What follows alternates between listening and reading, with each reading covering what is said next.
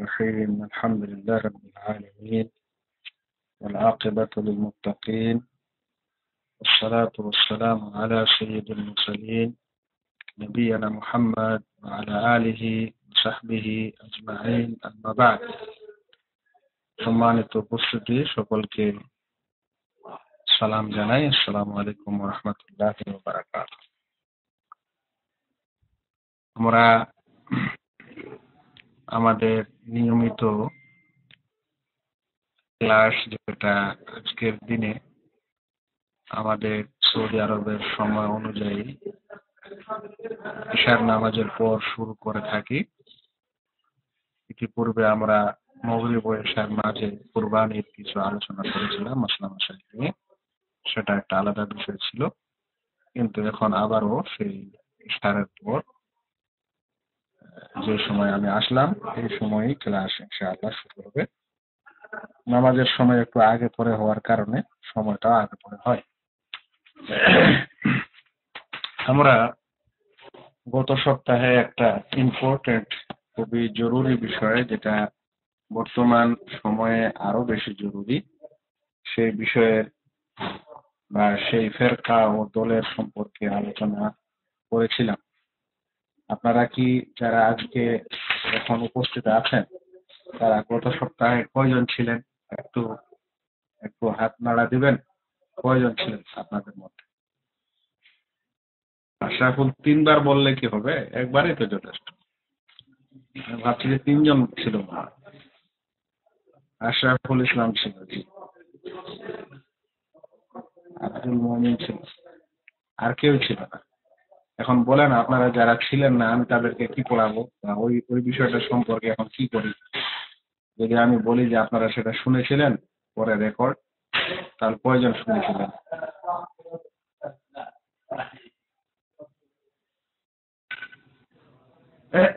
এই জন্য ক্লাস যদি আপনারা বাদ দেন তাহলে ক্ষতিটা তো আমার না, ক্ষতিটা তো আপনাদের।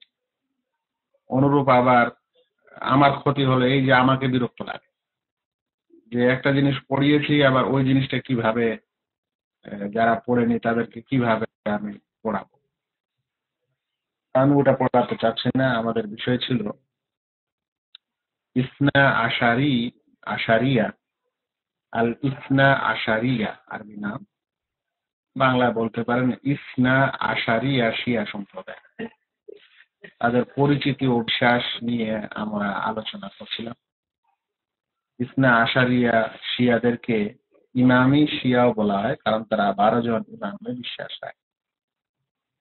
বর্তমান পৃথিবীতে আহলুস সুন্নাহর মোকাবেলায় যখন শিয়া বলা হয় তখন এদেরকেই বোঝানো হয়।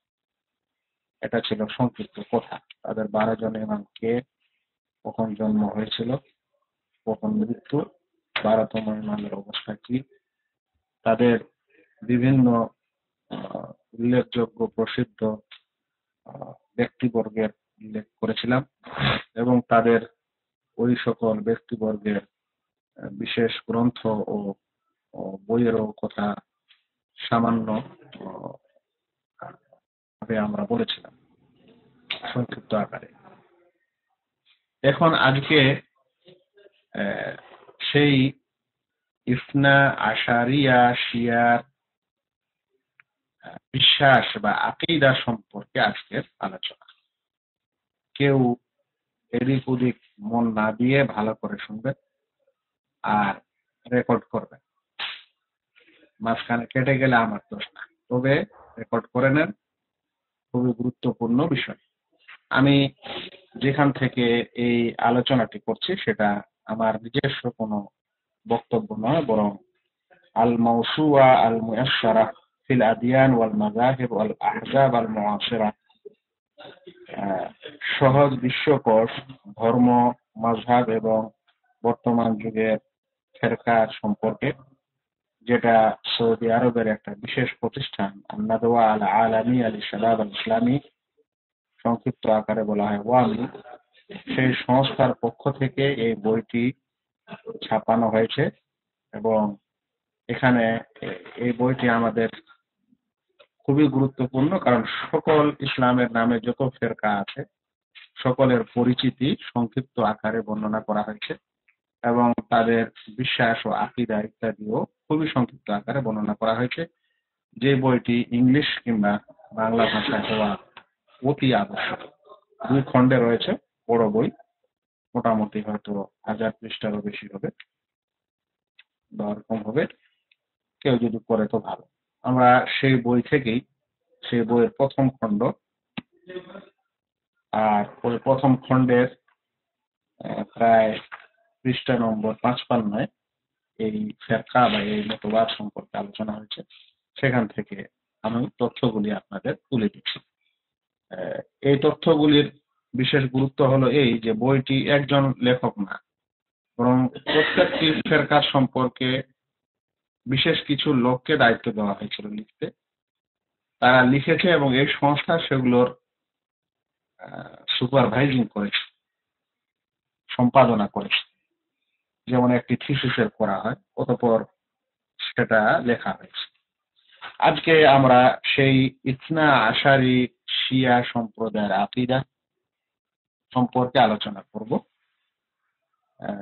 বলতে পারেন যে বর্তমান যুগের শিয়া দলের যেটা আকীদা, সেই আকীদার আলোচনা। তাদের প্রথম আকীদা ও বিশ্বাসটি হচ্ছে ইমামতে বিশ্বাসী। ইমামতে বিশ্বাসী হওয়া। এখানে ইমামত বলতে বোঝায় নেতা বা নেতৃত্ব, নেতৃত্বে বিশ্বাসী। এই কথাটি আরো একটু বলতে বুঝতে পারেন। আসলে শরিয়াতে, ইসলামে ইমাম বলা হয় 2 প্রকার লোককে, বা বলতে পারেন 3 প্রকার লোককে। যেটা আসলে মূলত ইমাম বোঝানো হয়েছে শরীয়তে, সেটা হলো যিনি মুসলিম সম্প্রদায়ের রাষ্ট্রীয় ক্ষমতার পরিচালক হবেন। মুসলিম দেশের বা মুসলিম সম্প্রদায়ের রাষ্ট্রীয় পরিচালক হবেন, তাকে বলা হয় ইমাম।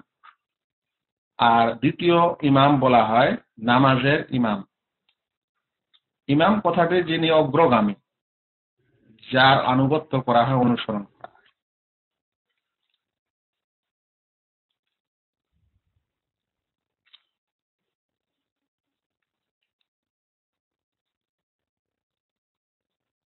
নামাজে যেহেতু তার অনুসরণ করা হয়, সেই কারণে তাকে ইমাম বলা হয়। তো ইমামত চালনা কারি।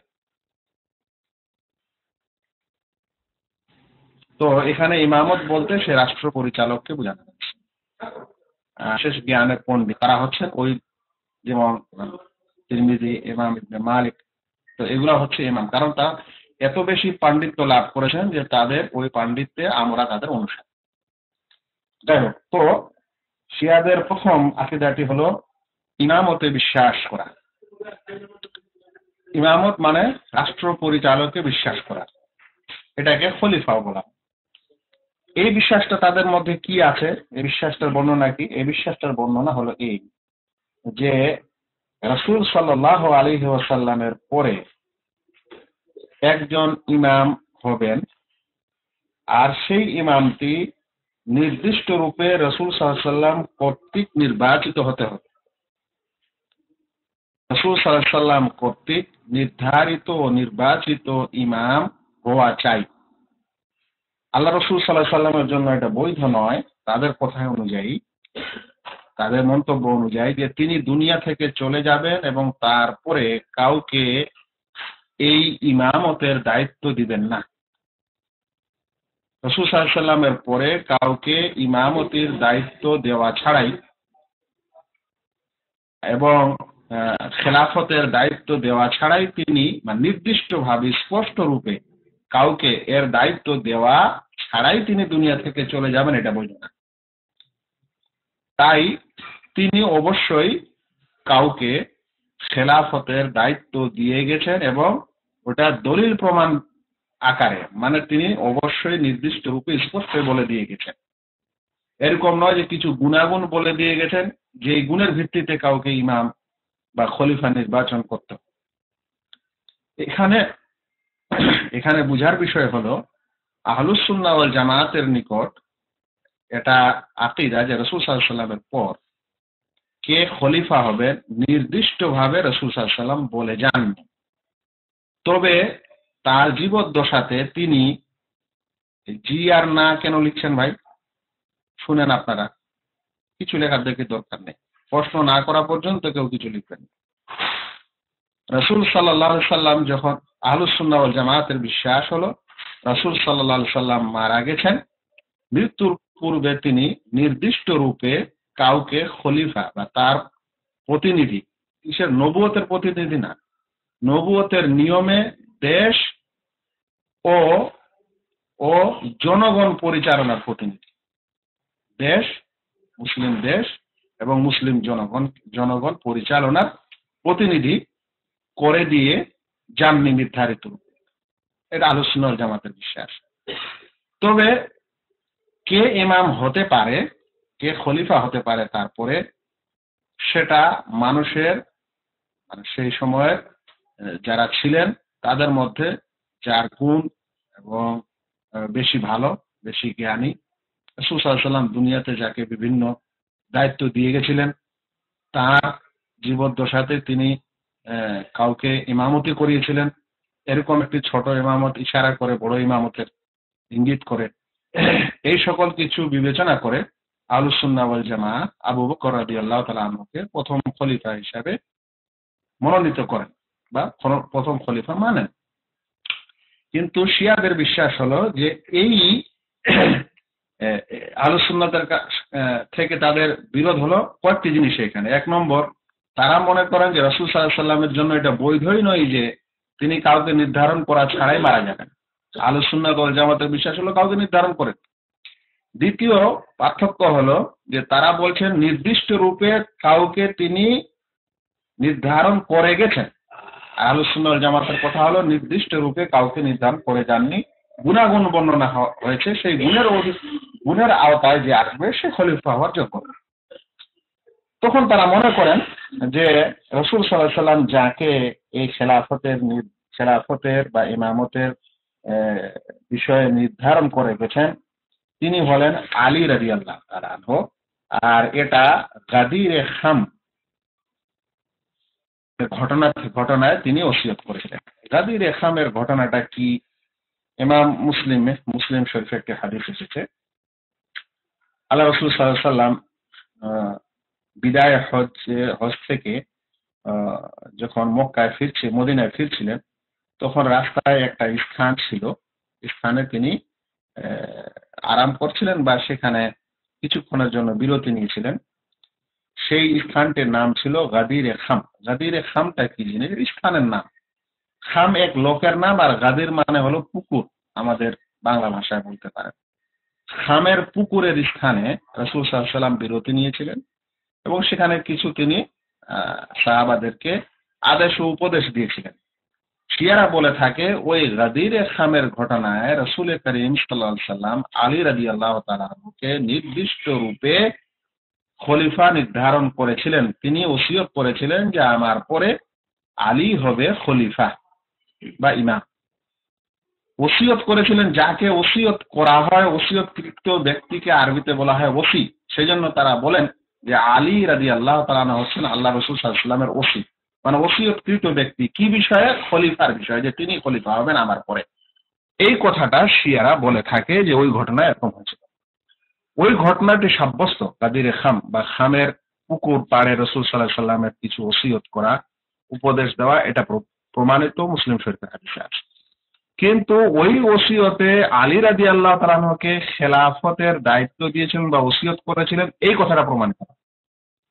আহলুস সুন্নাহ ওয়াল জামায়াতের মুহাদ্দিসিনগণ এবং কি ঐতিহাসিকগণ কেউই এই ওসিয়তের কথা সেখানে উল্লেখ করেননি। অন্যান্য যেটা বলা হয়েছে, রাসূল সাল্লাল্লাহু আলাইহি ওয়াসাল্লাম বলেছেন, সেটা তিনি সেখানে তারা উল্লেখ করেছেন। কিন্তু আলী রাদিয়াল্লাহু তাআলা আনহুকে নির্দিষ্ট রূপে ইমাম বা খলিফা নির্বাচন করলেন, রাসূল সাল্লাল্লাহু আলাইহি ওয়াসাল্লাম বললেন, এরকম কিছু সেখানে বর্ণিত হয়নি। তারা মনে করেন যেভাবে রাসূল সাল্লাল্লাহু আলাইহি ওয়াসাল্লাম তার পরের খলিফা নিযুক্ত করবেন এবং তার উপর করা এটা জরুরি ছিল, এভাবে তারপরের খলিফা তারপরের কে করবে, তারপরের কে তারপরের করবে, এভাবে তারা 12 জন ইমামকে নিযুক্ত করবে। মনে করেন যে আল্লাহ রসুল সাল্লাল্লাহু আলাইহি ওয়াসাল্লামের পর আলী রাদিয়াল্লাহু তাআলা আনহু তার দুই পুত্র হাসান ও হুসেনকে খেলাফতে নির্দিষ্ট করেছিলেন, নির্ধারণ করেছিলেন। এভাবে প্রত্যেক ইমাম, আর যাকে নির্ধারণ করা হয় জীবিত ইমাম, তারপরে যে ইমাম হবে, নিযুক্ত হবে, তাকে যখন নির্ধারণ করা হবে তখন বলা হবে যে উনি ওসি, মানে এই খলিফা তাকে ওসি করে গেছেন, যে এরপরে সে হবে, ওকে বলা হয় ওসি। এর বহু বচনে আরবিতে বলা হয় আউসিয়া।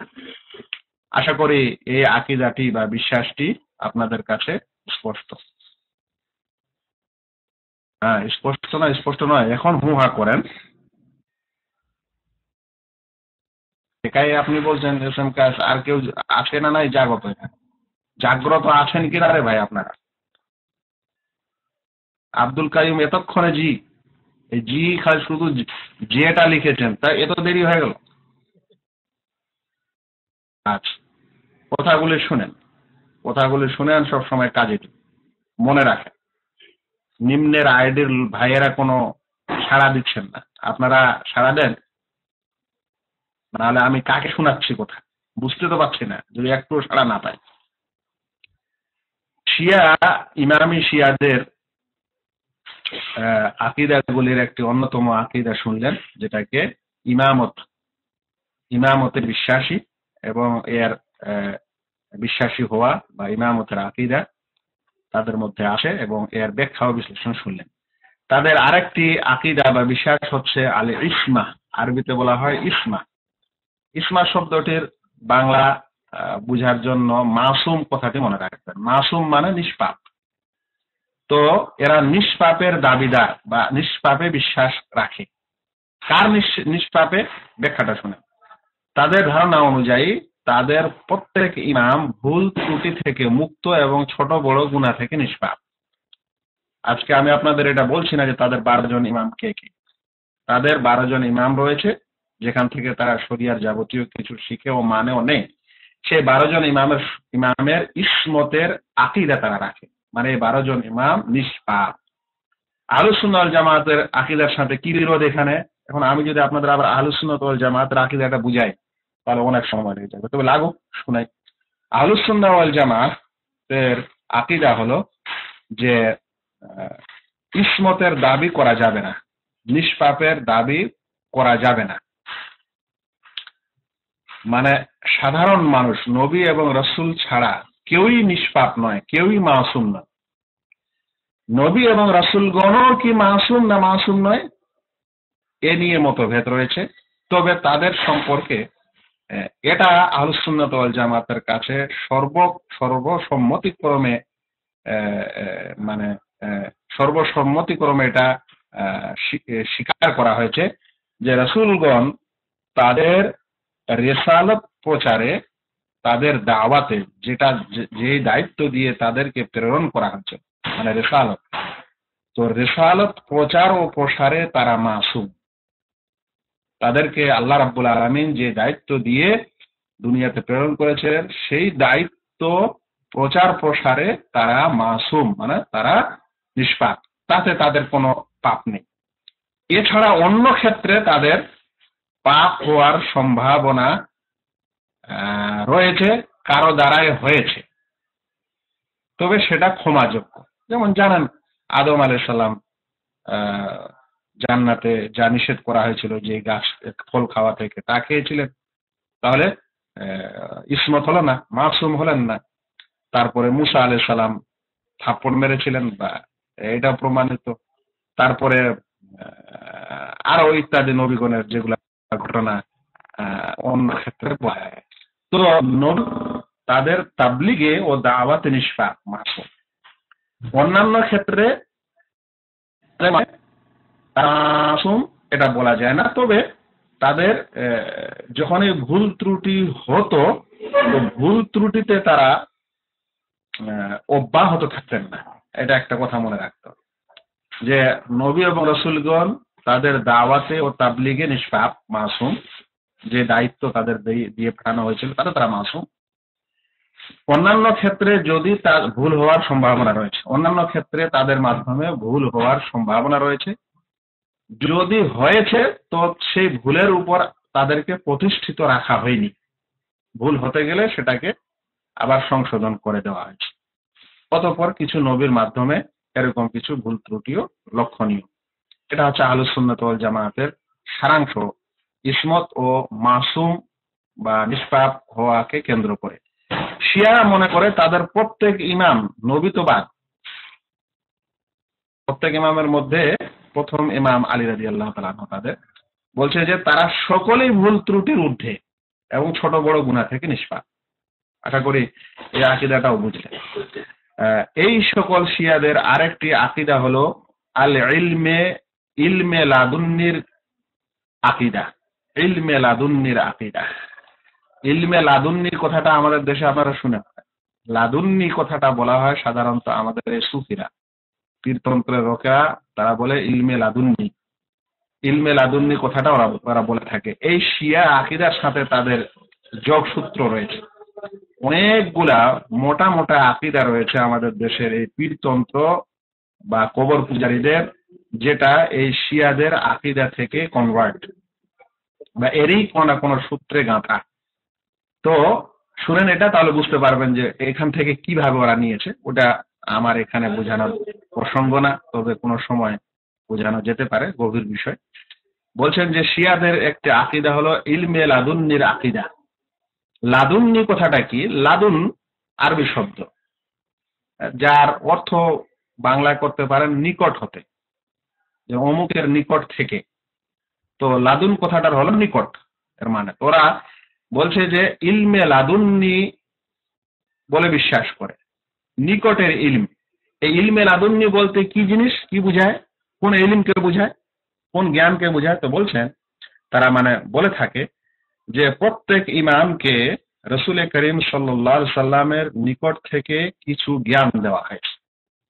রাসূল সাল্লাল্লাহু আলাইহি সাল্লাম থেকে, রাসূল সাল্লাল্লাহু আলাইহি সাল্লামের নিকট হতে তারা কিছু বিশেষ জ্ঞান প্রাপ্ত লোক, যেই জ্ঞানের মাধ্যমে তারা শরীয়তকে পূর্ণ করে। মানে তাদের ইমামদেরকে রাসূল করিম সাল্লাল্লাহু আলাইহি সাল্লাম বিশেষ কিছু জ্ঞান দিয়েছেন, যেটা অন্যকে দেওয়া হয়নি, যেই জ্ঞানের মাধ্যমে তারা শরীয়ত পরে পূর্ণ করে। এখানে আহলুস সুন্নাত ওয়াল জামাতের সাথে সাংঘর্ষিক হলো এই যে আহলুস সুন্নাত ওয়াল জামাতের আকীদা হলো শরিয়া পরিপূর্ণ, পূর্ণ করার আর কারো অধিকার বা অথরিটি নেই। কিন্তু শিয়াদের আকীদা হলো যে তাদেরকে এমন বিশেষ কিছু ইলম দেওয়া হয়েছে, রাসূল সাল্লাল্লাহু আলাইহি ওয়াসাল্লাম তাদের দিয়েছেন, যার দ্বারা তা পরে শরীয়তকে পূর্ণ করে। বলছেন এই ইলমে লাদুন্নি বিষয়টি এরকমই যে এই ক্ষেত্রে তারা নবী এবং রাসূলদের মধ্যে, নবী এবং তাদের ইমামদের মধ্যে পার্থক্য এতটুকুই যে নবীর কাছে ওহী আসে আর ইমামের কাছে ওহী আসে না, এতটুকু পার্থক্য মাত্র, বাকি ইলমের দিক দিয়ে বরাবর।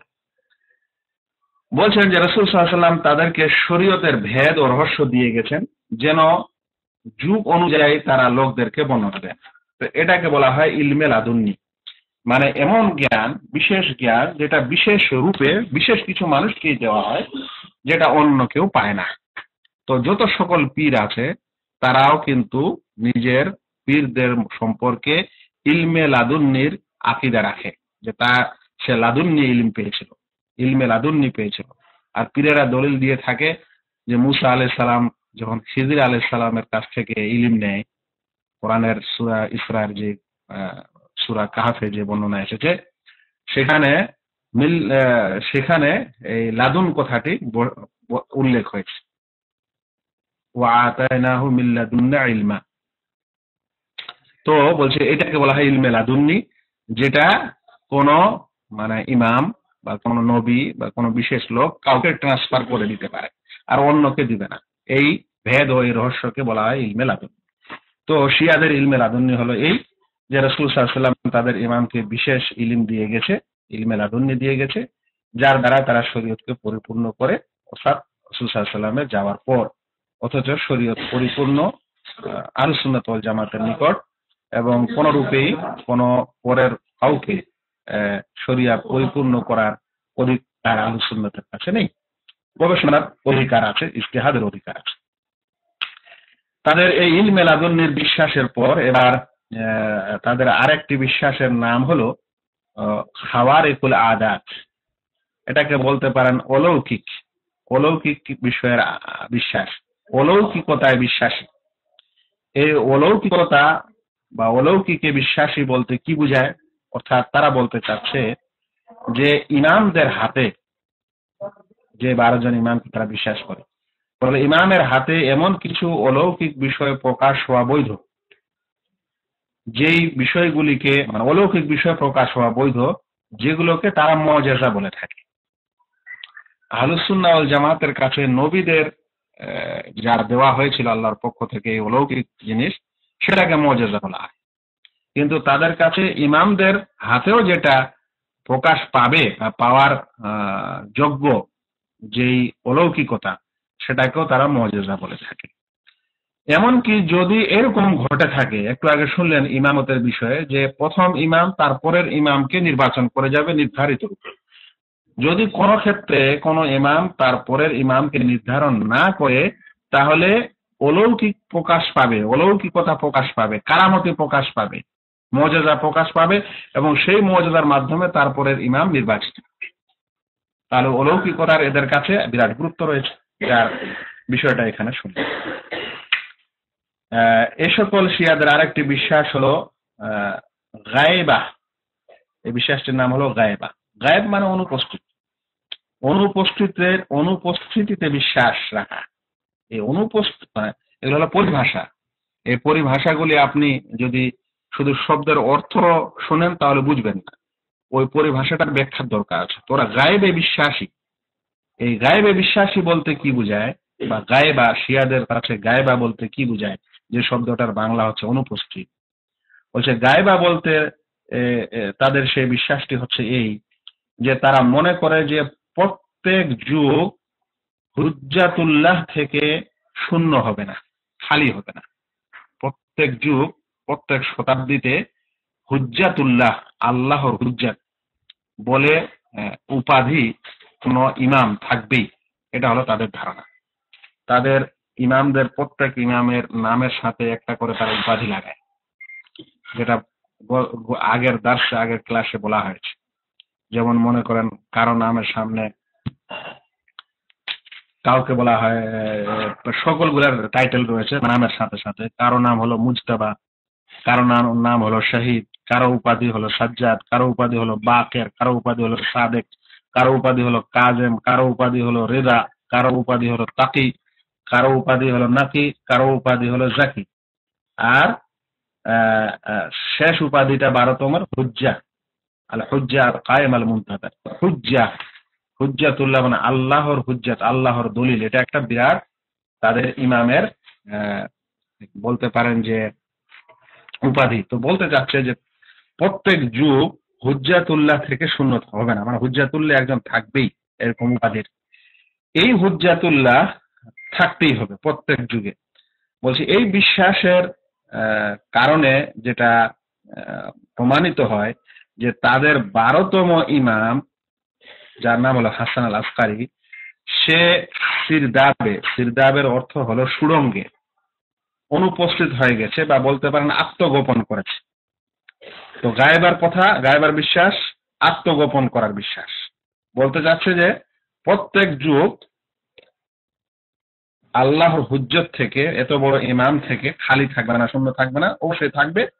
আর সেই পরম্পরায় তাদের 12তম ইমাম যে সুড়ঙ্গে অবস্থান করছে বর্তমানে, সেই কয়েক শতাব্দী ধরে, সেই সুড়ঙ্গ পথে যে গায়েব হয়ে গেছে, যে আত্মগোপন করে আছে, সেটা এই যুগের ইমাম। কারণ কোন যুগ খালি থাকবে না, সে এই যুগের ইমাম, যদিও সে সুড়ঙ্গে আছে, প্রকাশ্যে নেই। তারা এই গায়েব বা এই অনুপস্থিতি বা আত্মগোপনকে আবার দুই ভাগে বিভক্ত করেছে, গায়েবা সুগরা, গায়েবা কুবরা বলে। ঐতিহাসিকগণ আহলুস সুন্নাহ ওয়াল জামাত মনে করেন এটা তাদের কল্প কাহিনী ছাড়া কিছুই না, কেসা কাহিনী মাত্র, কিন্তু এটা তারা মনে করে। গায়েবার বিশ্বাসে তারা বিশ্বাসী। আশা করি আকীদাটাও বুঝেছেন। আমাদের প্রথম তালেব ইলম আব্দুল কাইয়ুম কি চলে গেল না আছে? আচ্ছা, এভাবে অনেকের সামনে দেখছি আওয়ে, আমি ভাবছি চলে গেছে, তাই জিজ্ঞাসা করলাম। তারপরে শুনেন, তাদের আরেকটি বিশ্বাস বা আকীদার মধ্যে হচ্ছে রাজআহ, রাজআতের বিশ্বাস। রাজআ ইয়ারজিউ আরবি শব্দ, মানে প্রত্যাবর্তন করা, ফিরে আসা, ফিরে আসার বিশ্বাস। বিশ্বাসে ফিরে আসার বিশ্বাসী বলতে, বিশ্বাস বলতে কি বোঝায় তাদের পরিভাষায়, তাদের কাছে? তারা বিশ্বাস করে যে তাদের 12তম ইমাম, যার নাম আল হাসান আল আসকারী, সে শেষ জামানায় ফিরে আসবে, যখন আল্লাহ তাকে বের হওয়ার আদেশ করবেন। অর্থাৎ 12তম ইমাম সুড়ঙ্গে ঢুকে আছে সিরদাবে, ইরানের একটা বিশেষ স্থানে। বলছে সেখানে যে আছে সে ফিরে আসবে ও আল্লাহর আদেশে। এবং দেখা গেছে যে সেই সুড়ঙ্গে, যেখানে তারা বিশ্বাস করে যে সেখানে সে আত্মগোপন করে আছে, সেখানে অনেক এশিয়া সম্প্রদায় জমা হয় মাগরিব নামাজের পর ওই সুড়ঙ্গ পথের দরজায়, এবং তারা তাকে ডাকে, এবং তারা তাকে পৃথিবীতে বের হওয়ার জন্য আহ্বান করে, যতক্ষণে যতক্ষণে তারকা না ডুবে যায়, অতঃপর তারা ফিরে যায়। এভাবে তারা আবার পরের দিনে, পরের রাতে আসে, এভাবে তারা আসে এবং ডাকে। এবং তারা মনে করে যখন সে ফিরে আসবে দুনিয়াতে, এ রাজাত হবে তার, তখন এই জমিনকে, এই জমিনের বুকে ন্যায় ন্যায় ভরে দিবে, যেমন পৃথিবী জুলম ও অত্যাচারে ভরে ভরে থাকবে। আর শিয়াদের বিপরীতে যারা থাকবে তাদের সঙ্গে সে কেসাস নিবে, মানে তার বদলা নিবে। আহ, পুরো ওই ইতিহাসে শিয়াদেরকে যারা অপদস্থ করেছে বা শিয়াদের উপর অত্যাচার করেছে, তাদের কাছ থেকে সে বদলা নিবে। সকল ইমামি শিয়ারা যাদের আলোচনা করছে, তারা সকলে এই রাজাতের, এই প্রত্যাবর্তনের আকীদায় বিশ্বাস রাখে। আর কিছু এমনও শিয়া সম্প্রদায় আছে যারা নির্দিষ্ট ইনি প্রত্যাবর্তন করবেন এরকম মনে করেন না, তবে কিছু মৃত এই দুনিয়াতে, শিয়া মৃত যারা মারা গেছেন, তারা দুনিয়ায় প্রত্যাবর্তন করবে এবং আহলুস সুন্নাহর কাছ থেকে বদলা নিবে। এটাও অন্য শিয়ারা বলেছে, কিন্তু ইমামি শিয়ারা বিশেষ করে হাসান আসকারী ফিরে আসবে বলে বিশ্বাস রাখে। আর তাদের কথা অনুযায়ী সেই হবে মাহদী। তো আহলুস সুন্নাহ ওয়াল জামাতের মাহদী আলাদা, আর শিয়াদের মাহদীর আকীদা আলাদা। তারা তাদের 12তম ইমাম সুড়ঙ্গ পথে ঢুকে আছে, সে বের হবে, ওটা তাদের কাছে মাহদী। আচ্ছা, এরপরে বিশ্বাসটি হচ্ছে তুকিয়ার বিশ্বাসে বিশ্বাসী রাখা। তুকিয়া কথাটির বাংলা বলতে পারেন যে উপরে কিছু অন্তরে কিছু, মুনাফিকের মতো কথা। মানে মানে উপরে বাহ্যত কিছু বলছে বা কিছু করছে, কিন্তু প্রকৃত অর্থে সেটা সে বলতে চায় না, সেটা সে মানে না, সেটা সে বিশ্বাস করে না, কিন্তু উপরে উপরে ওরকম বলছে, কিন্তু ভিতরে অন্য কিছু সে বিশ্বাস রাখে বা করে। এটাকে বলতে পারেন তুকিয়ার সাধারণ অর্থ। তারা এই তুকিয়া করাটাকে দিনের একটি মূল বিধান মনে করে। মূল বিধান যেমন ইসলামের মৌলিক বিধান কয়টি? 5টি। ইমানের মৌলিক কয়টি হচ্ছে? সম্প্রদায়ের একটি দিনের মূল। যে ছাড়বে সে যেমন, নামাজ ছাড়া যেরকম অপরাধ, তেমন কেউ যদি তুকিয়া না করে তাহলে তার অপরাধ এরকম, মানে তুকিয়া করতে হবে, এটা একটা ওয়াজিব বিষয় তাদের কাছে। আর এ বিষয়ে তারা কোরআন থেকে দলিল দিয়ে থাকে, ইল্লা আন তাত্তাকু মিনহু তুকা, যদি, অতঃপর যদি কেউ ভয় করে তার থেকে ভয় করার মতো, তুকিয়া করার মতো। তো আল্লাহকে ভয় করে, এই কথাটির আরবি হচ্ছে তাকওয়া। সে তাকওয়া থেকে তারা তুকিয়া অর্থ নিয়েছে, এবং এর অর্থ নিজের মন গড়া করে এই কথায় এই ব্যাখ্যা দিয়েছে যে প্রয়োজনে প্রত্যেক শিয়া, বরং প্রয়োজন না, ওয়াজিব তার উপর, যে তার অন্তরে একটা কিছু আছে, বলবে আর একটা কিছু, আহ, বাঁচার জন্য, কোনো কোনো ফন্দি থেকে বাঁচার জন্য, কোনো সমস্যা থেকে বাঁচার জন্য, নিজের নিজের শিয়া মাযহাবকে বাঁচানোর জন্য, এভাবে বিভিন্ন ক্ষেত্রে। আহ, এবং তারা তাদের ইমাম আবু জাফর, পঞ্চম ইমাম আবু জাফর, তার থেকে একটি হাদিস বর্ণনা করে, তার কাউল, তার উদ্ধৃতি বর্ণনা করে বলে যে আত্তুকিয়া তো দিনই, তিনি নাকি বলেছেন, মানে তাদের ইমাম, পঞ্চম ইমাম ইমাম জাফর এটা বলেছেন যে আত্তুকিয়া তো দিনই, তুকিয়া করা হচ্ছে আমার দিন, মানে আমার ধর্মের অংশ। ওয়া দিন ও আবাই, এবং আমার পূর্বের বাপ দাদুদের দিনের অংশ। ওয়ালা ইমানা লিমান লা তুকিয়া তালা, আর যে তুকিয়া নাই, যার কাছে তুকিয়া নাই, তার কোনো ইমান নেই, তুকিয়া ব্যতীত সে মুমিন নাই। তারা এই তুকিয়া বিষয়টাকে খুব বড় করে এবং অনেক ক্ষেত্রে ব্যবহার করে।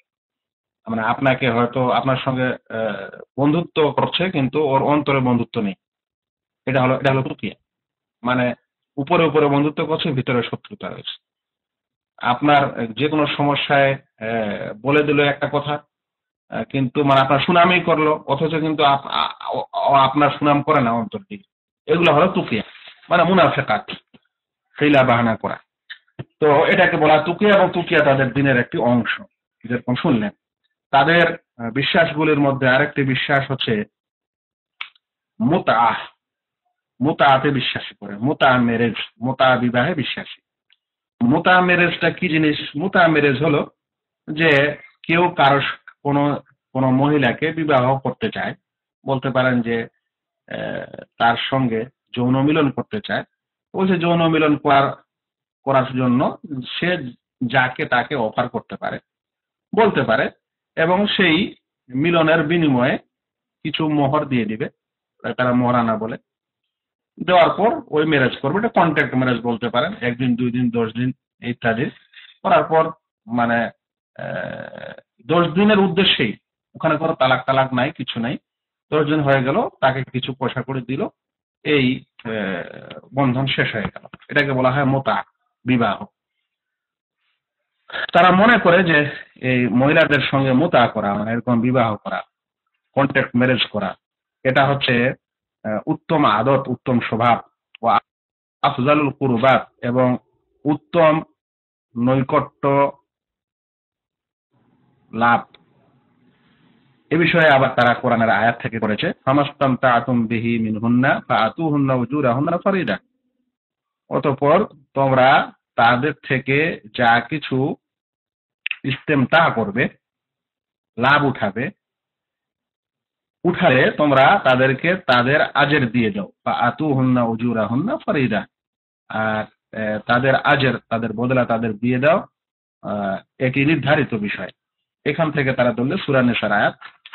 মনে রাখতে হবে যে এই মোতা মেরেজ জাহেলি যুগে ছিল, ইসলামের শুরুতে এই প্রথাও ছিল, অতঃপর ইসলাম এটা পুরোপুরি হারাম করে দিয়েছে। এবং কন্ট্রাক্ট ম্যারেজ, বিবাহ, বিশেষ কিছু সময়ের জন্য বিবাহ করা, কিছু পয়সা করে দিয়ে, সেটা নিষেধ করে দেওয়া হয়েছে ইসলামে। এবং আহলুস সুন্নাহ ওয়াল জামাতের সকলেই এই বিবাহকে হারাম অর্থাৎ নিষেধ মনে করে। তাই বিবাহের সময় আহ, আহ, একজন ব্যক্তি তালাকের নিয়তেও বিবাহ করতে পারে না, কারণ তালাকের নিয়তে বিবাহ করাটা এই মোতা ম্যারেজেরই কাছাকাছি। মানে কোনো এক মহিলাকে বিবাহ করছে এই উদ্দেশ্যে যে কিছুদিন রেখে সে ছেড়ে দিবে। তো এই বিবাহটাও আহলুস সুন্নাহ ওয়াল জামাতে ওলামাদের অধিকাংশ মতে এটাও হারাম, কারণ এটা মোতার সমতুল্য। যাই হোক, মোতা মেরেজ ইসলামে নিষেধ, তাদের কাছে এই মোতা একটা ভালো আদত ও স্বভাব ও নেকির কাজ। এ কারণে তারা যার তার সাথে মোতা মেরেজ করে থাকে, কোনো অসুবিধা তাদের নেই। তাদের আরেকটি বিশ্বাসের অন্তর্ভুক্ত হচ্ছে যে তারা মাসহাফে ফাতেমা, মানে ফাতেমার মাসহাফ, ফাতেমার কোরআন বলে কোরআনের বিশ্বাসী, ফাতেমি কোরআনে বিশ্বাসী। ফাতেমি কোরআন কি জিনিস? মানে ফাতেমার নামে কোরআন রয়েছে, যেটা বর্তমান কোরআনের চেয়ে ভিন্ন। এই বিশ্বাসটি তাদের বিশেষ লেখক কুলাইনি, তার সম্পর্কে ইতিপূর্বে আলোচনা হয়েছে। কুলাইনি তার কিতাব আল কাফি গ্রন্থে লিখেছে, পৃষ্ঠা নম্বর 57। কুলাইনির এই বইটি, মানে কাফি বইটি, শিয়াদের কাছে ওরকমই গুরুত্বপূর্ণ যেরকম আহলুস সুন্নাহর কাছে বুখারী গুরুত্বপূর্ণ। সেখানে লেখা হয়েছে যে তাদের ইমাম আবু জাফর সাদেকের বরাতে বলা হয়েছে ওয়াইন্না ইনদানা লা মাসহাফু ফাতেমা আলাইহিস সালাম, আমাদের কাছে ফাতেমা আলাইহিস সালাম এর মাসহাফ রয়েছে। কালা, তাবি বলল, কুলতু ওমা মাসহাফু ফাতেমা, মাসহাফে ফাতেমা কি জিনিস, ফাতেমি মাসহাফ কোরআন কি জিনিস?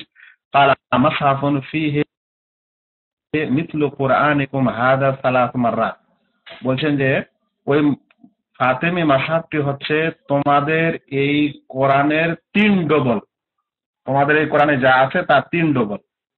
ওয়াল্লাহি মা ফিহি হারফুন ওয়াহিদুন মিন কুরআনিকুম, তাতে তোমাদের এই কোরআনের কোনো অক্ষর নেই, সেটা একটা আলাদা। তো এই ফাতেমি কোরআনে, ফাতেমি মাসহাফে তারা বিশ্বাস করে, যদিও বর্তমান শিয়াদের অনেকেই এই বিশ্বাস করে না বা তাদের এই বিশ্বাস নেই বলে তারা বলে থাকে। আহলুস সুন্নাত ওয়াল জামাতে ওলামাগণ মনে করেন এটা তুকিয়া স্বরূপ তারা এরকম বলে থাকে, যেন তাদেরকে মানে অপমান না করা যায়, ওদের বিরুদ্ধে যেন মানে বেশি ষড়যন্ত্র না হয়, সেজন্য বর্তমান যুগের শিয়া সম্প্রদায়ের অনেকে বলে না আমাদের কাছে ফাতেমি মাসহাফ বলে আমাদের কোনো আকীদা নাই, বিশ্বাস নেই, তুকিয়া স্বরূপ তারা এটা বলে। অথচ তাদের এটা আছে বই পুস্তকে, যেমন কোলাইনি তাদের সবচেয়ে বড় লেখক এবং গ্রহণযোগ্য লেখক এই কথা উল্লেখ করেছে। তাদের আকীদা ও বিশ্বাসগুলির একটি হচ্ছে বারাহ। বারাহ কথাটির আরবি নিজেকে মুক্ত ঘোষণা করা, কোনো কিছু থেকে বিচ্ছেদ করা, নিজেকে কোনো কিছু থেকে বিচ্ছিন্ন করে নেওয়া, আলাদা করে নেওয়া, তাদের যাবতীয় সম্পর্ক থেকে মুক্তি চাওয়া, মুক্তির ঘোষণা দেওয়া, এটাকে বলা হয় বারাত। তারা 3 খলিফা অর্থাৎ আবু বকর, উমর ও উসমান থেকে নিজের বারাআত প্রকাশ করে এবং তাদেরকে খুব জঘন্য ধরনের গালিগালাজ করে বা জঘন্য উপাধিতে তাদেরকে ভূষিত করে। যেমন জিপ্ত ও তাগুত, একটা হাদিসে এবং কোরআনে এসেছে ইউমিনুনা বিল জিপ্ত ও তাগুত, তারা জিপ্ত ও তাগুতে বিশ্বাস রাখে। বলছে যে আবু বকর হচ্ছে জিপ আর উমর হচ্ছে তাগুত। এরকম খলিফাদেরকে মানে জান্নাতের সুসংবাদ প্রাপ্ত খলিফাদেরকে তারা এরকম নাউজুবিল্লাহ উপাধি দিয়ে থাকে, কাউকে তাগুত বলে, কাউকে শয়তান বলে। তো এই সম্পর্ক ছেদ ঘোষণা করে, বারাআতের প্রকাশ করে এবং তাদেরকে খুবই মানে নোংরা উপাধি দিয়ে থাকে। যেমন একটু আগে শুনলেন যে কাউকে তাগুত, কাউকে শয়তান, কাউকে জিব ইত্যাদি বলে তারা আখ্যায়িত করেছে। এবং আজকালকার যুগে, এখানে এটা লেখা হয়নি, আমি এটা আমার পক্ষ থেকে বলছি যে আজকালকার যুগে এই ইমামি শিয়াদের যাবতীয় অনুষ্ঠানের একটা স্বভাব ও আদত হচ্ছে তারা অনুষ্ঠান শুরুতে আবু বকর এবং উমর রাদিয়াল্লাহু তাআলা আনহু এবং উসমান রাদিয়াল্লাহু তাআলা আনহু 3 জন খলিফার উপর প্রথমে আগে লানত প্রেরণ করে, অভিশাপ প্রেরণ করে, তারপর অনুষ্ঠান শুরু করে। সেম উদাহরণটা আমি দিতে চাই। আমাদের সমাজে যেমন মিলাদ মাহফিল করার সময় একটা হাদিস না বললে মিলাদ হয় না, যে আল্লাহ তাআলা যদি নবী সাল্লাল্লাহু আলাইহি সাল্লামকে সৃষ্টি না করতেন তো কিছুই তৈরি করা হতো না। একটা যে আদত হয়ে গেছে আমাদের সমাজে এরকম বলার মিলাদের প্রাককালে, ঠিক শিয়াদের যাবতীয় অনুষ্ঠানে আবু বকর, উমর, উসমান এবং ইদানিং আয়েশা রাদিয়াল্লাহু তাআলা আনহাকেও তারা প্রথমে যতক্ষণ লানত না করে ততক্ষণ পর্যন্ত তাদের অনুষ্ঠান হয় বা অনুষ্ঠান ওদের পাকেই হয়। তো খলিফাদের উপর, 3 খলিফাদের উপর এবং আরো কিছু বিশেষ সাহাবীদের উপর লানত করা হচ্ছে তাদের একটি বর্তমান যুগের স্বভাব এবং তাদের থেকে সম্পর্ক ছেদ ঘোষণা করা তাদের একটি আকীদার অন্যতম। তাদের আরেকটি আকীদা হচ্ছে গুলু, মাত্রাতিরিক্ত বাড়াবাড়ি করা, অতিরঞ্জন করা। অতিরঞ্জন কার সম্পর্কে? বিশেষ করে আলী রাদিয়াল্লাহু তাআলা আনহু সম্পর্কে এবং তার বংশধরের সম্পর্কে। শিয়াদের একটি দল আছে যাদেরকে সাবাইয়া বলা হয়, সাবাইয়া শিয়া। এই শিয়ারা আলী রাদিয়াল্লাহু তাআলা আনহুকে উলুহিয়াতের দরজায় উন্নত করেছে, মানে উলুহিয়াত পর্যন্ত আলী রাদিয়াল্লাহু তাআলার মধ্যে উলুহিয়াত রয়েছে, মানে ইলাহ, আল্লাহর বৈশিষ্ট্য রয়েছে, এ কথা তারা বলেছে, যেটা স্পষ্ট একটা শিরক। এই সাবাই শিয়াদেরই শিয়ারাই কেউ বলেছে যে জিবরিল আলাইহিস সালাম ভুল করে রিসালাত আলী রাদিয়াল্লাহু তাআলা কে না দিয়ে রাসূল সাল্লাল্লাহু আলাইহি ওয়াসাল্লাম নচেত আলী আসলে রাসূল হওয়ার যোগ্য ছিল। এখানে জিবরিল ভুল করেছে। এই শিয়াদের এটা হলো অতিরঞ্জনকারী দলের আকীদা। তাদের আরেকটি আকীদা বা আচার আচরণের মধ্যে হচ্ছে গাদিরে খামের ঈদ পালন করা। ঈদ ইসলামে আলোচনার কাছে দুটি, একটা হলো ঈদ উল ফিতর, একটা হলো ঈদ উল আযহা। শিয়াদের একটি ঈদের নাম হচ্ছে ঈদে গাদির খাম। গাদির খাম কথাটির অর্থ ইতিপূর্বে শুনলেন যে খাম নামক স্থানের পুকুর পাড়ে রাসূল সাল্লাল্লাহু আলাইহি ওয়াসাল্লাম যেই ওসিয়ত ওয়াজ করেছিলেন, সেই ওসিয়তে নাকি তাদের অনুযায়ী, কথা অনুযায়ী আলী রাদিয়াল্লাহু তাআলা আনহুকে ওসিয়ত করা হয়েছিল যে তিনি আমার পরে খলিফা হবেন। এই দিনে তারা ঈদ করে থাকে। এটা যুলহজ মাসের 18 তারিখে হয়ে থাকে। আর এই ঈদটাকে তারা ঈদুল আজহা এবং ঈদুল ফিতরের চাইতেও সম্মানী মনে করে এবং বড় সড় করে এই ঈদ তারা পালন করে। এই দিনে তারা রোজা করাকে সুন্নত মনে করে, সুন্নত মুআক্কাদা মনে করে। এই দিনে তারা মনে করে, বিশ্বাস করে এই দিনে আলী রাদিয়াল্লাহু তাআলাকে ওসিয়ত করা হয়েছিল খেলাফত। তাদের কাছে আরেকটি ঈদের নাম হচ্ছে ঈদুল নিরুজ। নিরুজ হলো পারস্যদের ঈদ। আর এরা এই ঈদটা পালন করে কারণ এরা পারস্যীয় আসলে অগ্নিপূজক থেকে এদের সম্পর্ক। এরা কিন্তু গোসল ইয়ামুন নিরুজ মনে করে যে নৈরুজ এর দিনে গোসল করা সুন্নাহ, এটা তারা সুন্নত বলছে। তাদের আরো একটি ঈদ আছে যেটা রবিউল আউয়াল মাসের 9 তারিখে করা হয়। রবিউল আউয়াল মাসের 9 তারিখে ঈদটা তারা করে। এই ঈদটা তাদের বাবা সোজা উদ্দিনের আহ, আহ, কার্যকলাপে হয়ে থাকে। সোজাউদ্দিনটা কে জানেন? বাবা সোজাউদ্দিন। বাবা সোজাউদ্দিন হলো ওই ব্যক্তি যে উমর রাদিয়াল্লাহু তাআলা আনহুকে ছুরি মেরেছিল। উমর রাদিয়াল্লাহু তাআলা আনহুকে ফজরের নামাজে ছুরি মেরে হত্যা করেছিল যে ব্যক্তি, তার নাম হলো আবু লুলু আল মাজুসি। আবু লুলি অগ্নিপূজক। সে ইসলাম প্রকাশ করত, ভিতরে সে অগ্নিপূজক ছিল। উমর রাদিয়াল্লাহু আনহুকে সে হত্যা করেছিল ফজরের নামাজে। তার নাম বা তার টাইটেল ওরা দিয়েছে বাবা সোজাউদ্দিন। সেই বাবা সোজাউদ্দিন এর নামে তারা ঈদ করে থাকে। কেন ঈদ করে? কারণ সে মনে করে যে এটা হলো খুবই, মানে তাদের বিশ্বাস অনুযায়ী যে এটা একটা খুব পুণ্যের কাজ করেছে। কারণ তারা আলী রাদিয়াল্লাহু তাআলা আনহু থেকে খেলাফত কেড়ে নিয়েছিল অন্যায়ভাবে, আর তাকে রাস্তা থেকে সরিয়েছিল এই আবু লুলু মাজুসি অগ্নিপূজক। সে কারণে সেদিনে তারা ঈদ করে থাকে। তাদের ইত্যাদি কার্যকলাপের মধ্যে হচ্ছে মায়া কান্না করা। খামারে কোনো ঘটনাকে স্মরণ করবে আর কাঁদবে, মিছামিছি কাঁদবে। কোনো সময় মিছামিছি কাঁদতে কাঁদতে চোখ দিয়ে আবার পানিও বের হবে, আর নাহলে মিছামিছি গোটা রাতেই কাঁদবে। বিশেষ করে মুহররমের পূর্বে কারবালার ঘটনাকে কেন্দ্র করে তারা এগুলো করে থাকে। বুক চাপড়ায়, তারপরে নুহা করে, মানে মুশিয়া গায়ে, সেই ঘটনাগুলি স্মরণ করে কাঁদে, কাপড় চোপড় ফাড়ে ইত্যাদি, ছবি টবি তৈরি করে। এ সকল কিছু তাদের সেই সকল ঘটনার কেন্দ্র করে থাকে। তারা কারবালা সহ নাজাফ ইত্যাদি স্থানকে খুবই আহ, আহ, পাক পবিত্র তথা বরকতের মনে করে।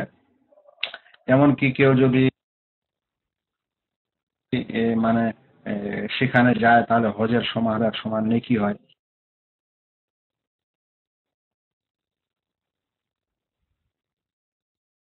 বিশেষ এক নিয়মে তাদের বই পুস্তকে তারা এটা লিখেছে। আর বিষয়ে তাদের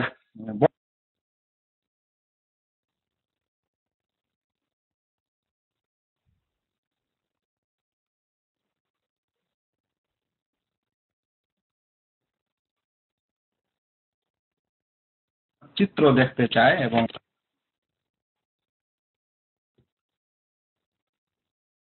আর জঘন্য কার্যকলাপ দেখতে চায়, তাহলে ইন্টারনেটে কারবালা লিখেন, নাজাফ লিখেন, কারবালায় কাবা লিখেন, ইত্যাদি লিখেন।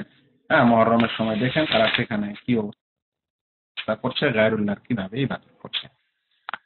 আহ,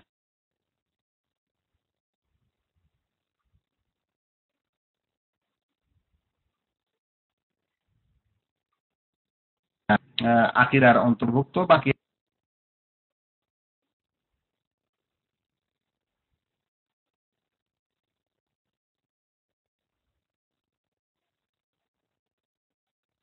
সে কোথায় কোথায় এই শিয়া সম্প্রদায় বা ইনামি শিয়া সম্প্রদায় সবচেয়ে বেশি তারা বসবাস করে আর আছে। এবং মিডল ইস্ট ছাড়িয়ে এদের হিন্দুস্তানেও কিছু রয়েছে। এদের একটি সংখ্যা লেবাননে আছে। সুরিয়াতেও এই শিয়ারা বসবাস করছে, যদিও এদের সংখ্যা কম সুরিয়াতে ছিল একসময়, এখন বেশি হয়ে গেছে। এই সুরিয়ার এই শিয়া সম্প্রদায় ফেরকার সাথে শিয়াদের শিয়া দল একটু আগে যে আকিদা শুনলেন, সেই অতিরঞ্জনকারী গলু শিয়াদের সঙ্গে এই ইসলামী আশারি শিয়াদের সম্পর্ক, এই কথাটির সত্যতা বর্তমানে প্রকাশ পেয়েছে। বইটি আছে ভাই, আল্লাহ তাআলা যাদের জ্ঞান দেন, মানে কিভাবে তাদের মধ্যে দ্বিতীয় এডিশনের বই এখন যখন শুরু হতে যাচ্ছে, আগে এডিশন হয়েছে, এই হয়ে গেছে, সেই সময় লিখেছে যে সুরিয়াতে যেই ইসনা আশারি শিয়া আছে তাদের সম্পর্ক নুসাইরি শিয়াদের সঙ্গে রয়েছে, আর এই নুসাইরির গ্রুপ হচ্ছে বর্তমানে বাশার আল আসাদ। আর আজ ওই সময় তারা বলেছে, আর এখন দুইটাই এক হয়ে গেছে, জ্ঞানের আধারে তারা বলেছে, যার বাস্তবতা আমরা দেখতে পাচ্ছি। শেষ সারাংশ স্বরূপ বলা যেতে পারে যে শিয়া প্রথমে বা এই শিয়া দলটি, শিয়া গ্রুপটি প্রথমে যে নিয়ে তারা মুসলিম সমাজে বিচ্ছিন্ন হয়েছিল বা যে বিশ্বাস নিয়ে এরা পৃথিবীতে ছড়িয়েছিল, সেই বিশ্বাসটি ছিল যে খেলাফতের ব্যাপারে আবু বকর, উমর ও উসমান নয়, বরং আলী হচ্ছে বেশি হকদার। এটা ছিল তাদের প্রথম কথা। অতঃপর এই জিনিসগুলি ধীরে ধীরে বিস্তার লাভ করে, বড় আকার লাভ করে, করতে করতে একটা বিশেষ ফিরকায় তারা পরিণত হয়ে যায়, যাদের বিশেষ আকিদা, যাদের বিশেষ বিশ্বাস রয়েছে, নীতি রয়েছে, ফতোয়া ফারায়েজ রয়েছে, ইত্যাদি রয়েছে। এক সকল করতে করতে ধীরে ধীরে তারা আহলুস সুন্নাহ থেকে স্বতন্ত্র একটি দল হয়ে যায়, স্বতন্ত্র তাদের বিশ্বাস হয়ে যায়, এবং তাদের বিশ্বাসে অবশ্যই যে কোনো মুসলিম ফেরকার থেকে তাদের মধ্যে শিরক ও বিদআত ও মিথ্যা আর ইত্যাদির তাদের সমাবেশ ঘটেছে বর্তমানে। আর পৃথিবীর ইতিহাসে তারা সবসময় আহলুস সুন্নাহকে কষ্ট দিয়েছে বা আহলুস সুন্নাহকে ধ্বংস করার চেষ্টা করেছে, ক্ষতি করার চেষ্টা করেছে, এখনো করছে। এই যুগে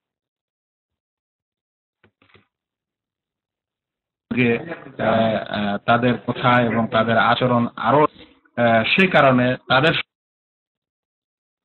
আমাদের জানা প্রয়োজন ছিল, তাদের আকীদা সম্পর্কে জানার প্রয়োজন। আমি আপনি বই থেকে এই তথ্যগুলিকে শোনালাম।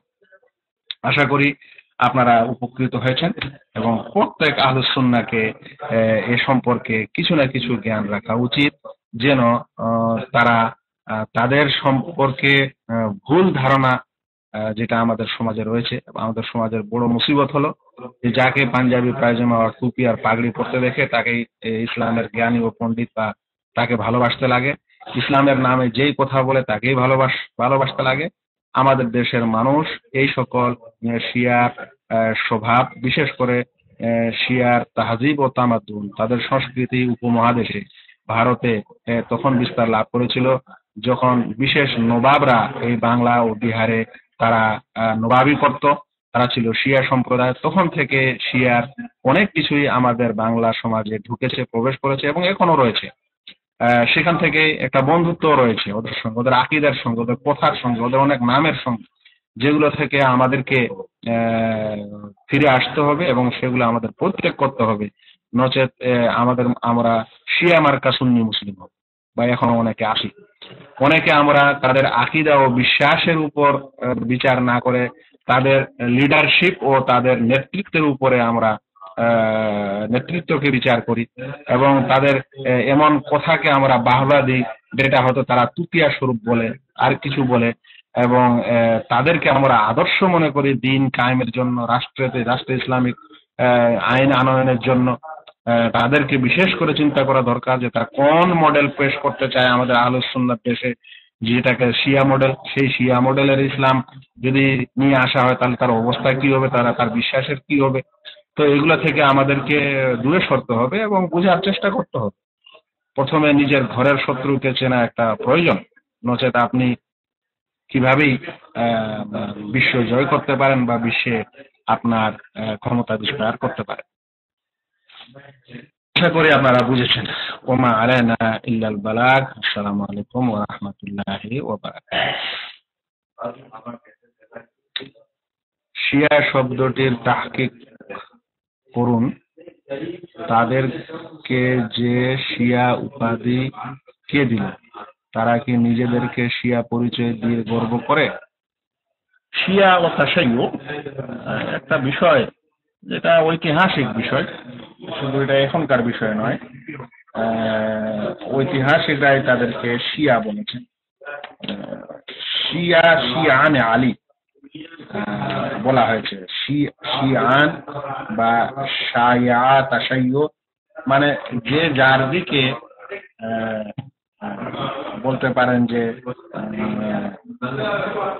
আনুগত হয়, তার অনুসারী হয়, এরকমকে বলা হয় আরবিতে শাইয়া ইউশাইয়া। তো তারা প্রথমে আলীর করছিল, বলতে পারেন যে আনুগত ছিল বা করতে যাচ্ছিল, সেই জন্য তাদেরকে এটা বলা হয়েছে, এই নাম দেওয়া হয়েছে বা নামে তাদেরকে বলা হয়েছে। যদিও তারা নিজেকে হয়তো বলে না যে আমরা শিয়া, ওরা কেউ বলে বা কেউ বলে না, এরকমও আছে।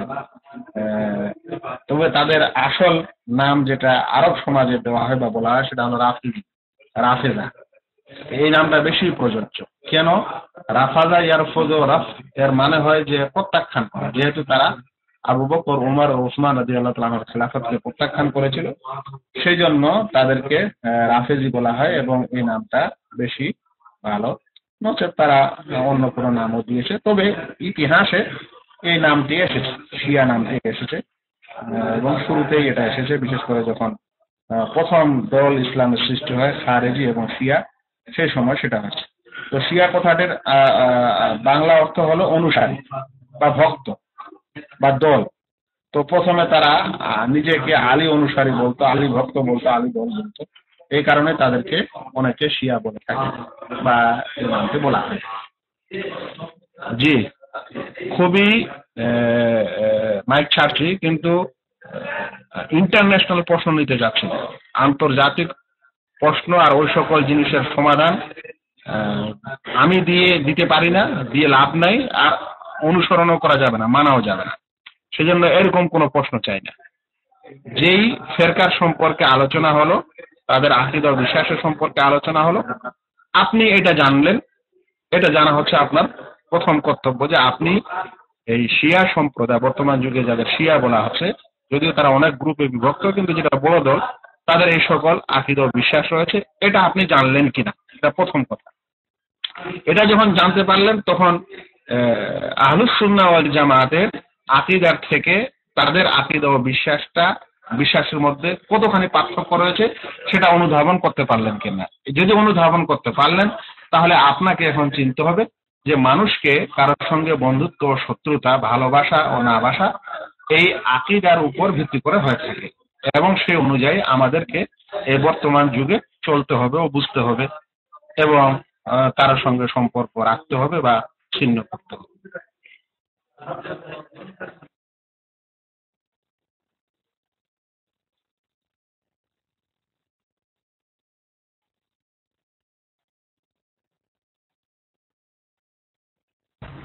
আসসালামু আলাইকুম ওয়া রাহমাতুল্লাহি ওয়া বারাকাতুহু। জাযাকাল্লাহু খাইরান। সম্মানিত শায়েখ, শিয়াদের যে আকীদা বিশ্বাস সংক্রান্ত যে আলোচনা আজকে আমরা শুনলাম, তাতে অত্যন্ত বিভ্রান্তিকর একটা গোষ্ঠী বলে মনে হচ্ছে আমার কাছে, অন্তত তাদেরকে। তো সম্মানিত শায়েখ, আপনি শেষে যে কথাটা বলেছেন যে কোনো আন্তর্জাতিক প্রশ্ন আপনি নিতে চাচ্ছেন না। আমার প্রশ্ন, একটি প্রশ্ন ছিল সেই বিষয়ে, আসলে একটু বৃহৎ পরিসরের দিক থেকে, কিন্তু আমি তাহলে সেই প্রশ্নটাতে যাচ্ছি না। আমার আরো 2-3টি প্রশ্ন, আজকের আলোচনা থেকে বেশ কয়েকটি প্রশ্ন আমার মাথায় এসছে, ছোট ছোট কিছু বিষয়ে, প্রত্যেকটি দিক থেকে। তো সম্মানিত শায়েখ, আজকে আপনি যে 3 নম্বর যে আকীদার কথা তাদেরকে বললেন, ইলমে লাদুন্নি, এই যে নিকট থেকে যে জ্ঞান অর্জন করার যে আকীদাটা, সেই আকীদার সাথে কবর পূজারী বা পীরদের, বাংলাদেশে বা এই অঞ্চলের পীরদের আকীদার অনেকটা মিল রয়েছে। তো সম্মানিত শায়েখ, আমি এই জায়গাটাতেই একটু জানতে চাচ্ছি আর একটা স্পেসিফিক, পীরতন্ত্রে যেটাকে বলা হয় যে জাহেরি ইলম এবং বাতেনি ইলম, এই যে জাহেরি এবং বাতেনি যে ইলমের যে ক্লাসিফিকেশন, তাহলে শিয়াদের এই যে ইলমে লাদুন্নি, এটা কি এই পীরদের যে বাতেনি ইলম বলা হয়ে থাকে, যে সিনায় সিনায় ইলমটা এসছে কোনো দলিলের ভিত্তি নয়, কোনো ভিত্তিতে নয়, কোনো লিখিত কোনো উৎস ছাড়াই তারা বলে থাকেন যে একের কাছ থেকে আরেকের কাছে ট্রান্সফার হয়, পীর থেকে মুরিদে, তারপরে এভাবে জেনারেশন আফটার জেনারেশন। তাহলে তারা কি মানে ইয়েদের শিয়াদের যে আকীদা, সেটাও কি এরকমের, যে এক ইমাম থেকে আরেক ইমামের কাছে যাচ্ছে, এবং যেটা আপনি বললেন যে এই যে আহ, আহ, কোরআনে ফাতেমি বা এরকমের একটা কথা বলেছেন শেষের দিকে, সেটাও কি এই এই বিষয়টার সাথে যুক্ত কিনা আর কি, যে তাদের এই কোরআনে ফাতেমি যেটা এসছে, ফাতেমি কোরআন, সেটাও ইলমে লাদুন্নি হিসেবেই তাদের কাছে প্রকাশিত হয়েছে। আমি মাইকটা ফ্রি করছি, এখানে পীরতন্ত্রের সাথে শিয়া ইজমের সম্পর্কটা, বা জাহেরি এবং বাতিনি ইলমের সাথে শিয়া ইজমের সম্পর্কটা আপনি একটু উল্লেখ করবেন ইনশাআল্লাহ। আমার আরো প্রশ্ন আছে, আমি পরে মাইক নিয়ে করবো যদি সময় হয়, সম্ভব হয় ইনশাআল্লাহ। আসসালামু আলাইকুম।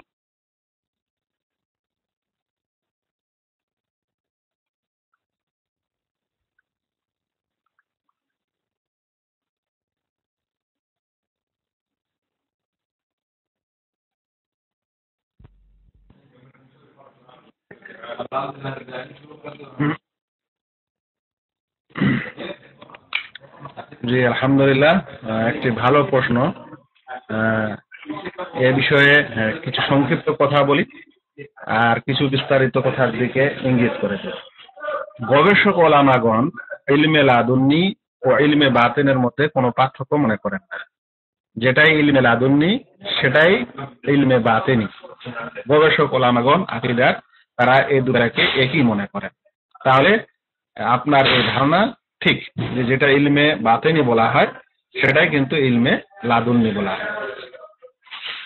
আমাদের সমাজের পীরেরা বাতিনি ইলম কথাটাকে বেশি প্রচার করেছে, নচেত ওই সুফিদের পূর্বের লেখকরা ইলমে লাদুন্নি বলতো এবং এ বিষয়ে তারা বইও লিখেছে। সুফিদের বা এই পীরদের একটা প্রসিদ্ধ বইয়ের নাম হচ্ছে আল মাওয়াহিব আল্লাহ দুনিয়া। আল মাওয়াহিব আল্লাহ দুনিয়া, ওই বলছে লাদুন্নি পাণ্ডিত্য। তো স্বয়ং লিখেছে সুফিরা, পীরেরা। তাহলে লাদুন্নি কথাটি যেটা আপনারা শিয়া মতবাদে শুনলেন, সেটাই কিন্তু পীরদের কাছে বাতিনি, সেটাই কিন্তু ভেদে মারেফত, সেটাই কিন্তু মারেফত, সেটাই কিন্তু ইত্যাদি নামে তারা বলা হয়েছে। এবং এ বিষয়ে একটু আগে বললাম যে বেশি বিশেষ জানতে হলে আমার একটি আলোচনা চলছে ইউটিউবে, পীরতন্ত্র ও ভেদে মারেফত, এই নামে মনে হয় সম্ভবত।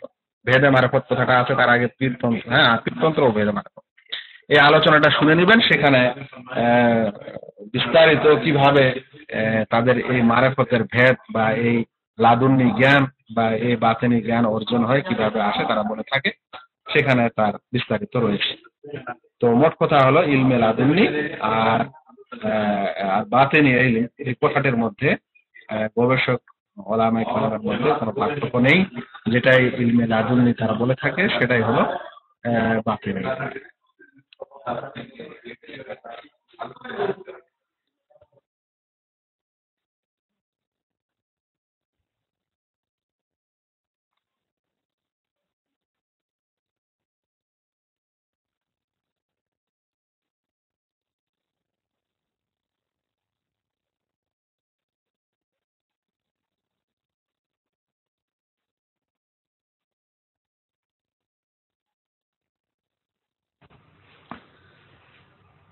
আসসালামু আলাইকুম রহমতুল্লাহ।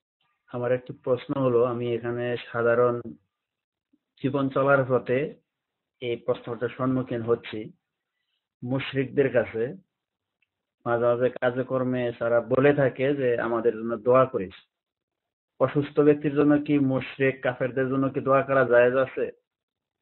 মৃত ব্যক্তির জন্য তো দোয়া করা জায়েজ নেই, এটা তো জানা আছে, কিন্তু অসুস্থ ব্যক্তির জন্য কি কোনো জায়েজ আছে কিনা এটা জানার জন্য। আসসালামু আলাইকুম রহমতুল্লাহি ওয়া বারাকাতুহু।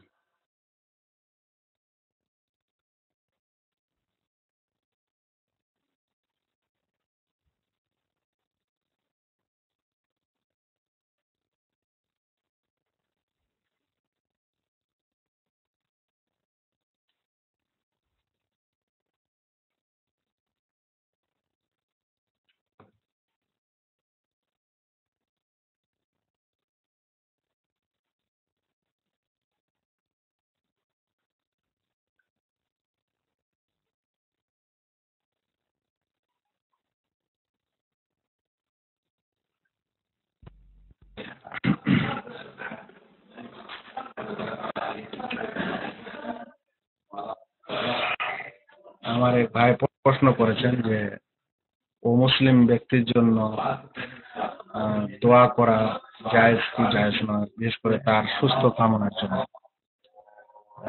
অসুস্থ ব্যক্তির জন্য দোয়া করার বিষয়টি কয়েক ভাগে বিভক্ত, কয়েকটা দিক রয়েছে।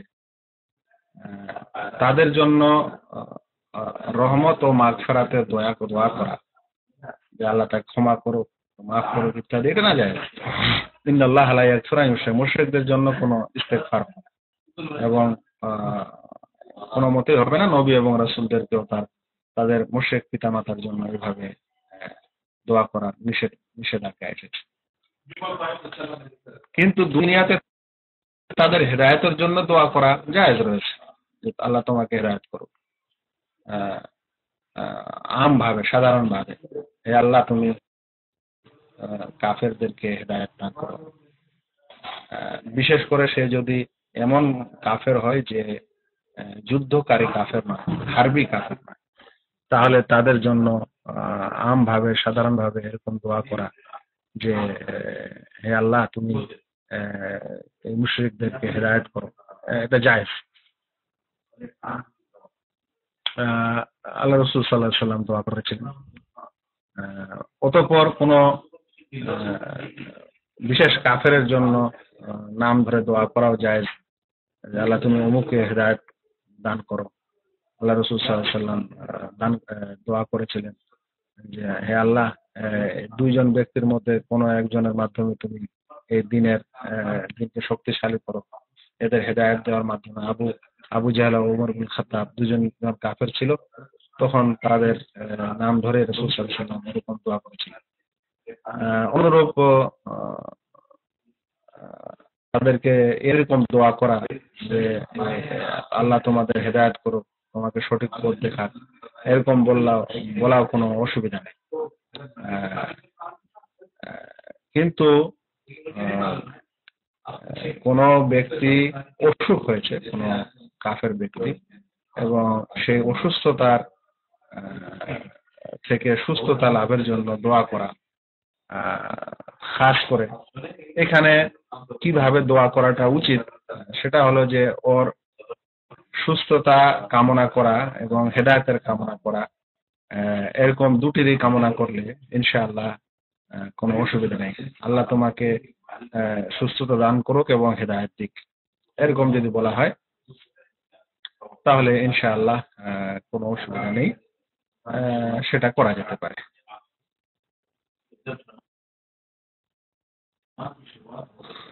আর তাদের বয়স বৃদ্ধির জন্য দোয়া করা